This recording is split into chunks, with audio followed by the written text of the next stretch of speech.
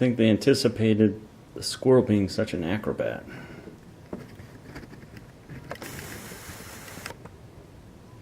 Gotta give him credit. Didn't plan on feeding the squirrels, but he's definitely... Wow. I don't know how I could hang that thing up any different. What a dog.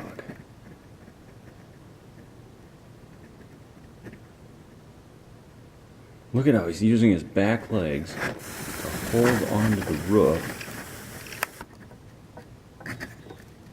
I mean, that takes some skill.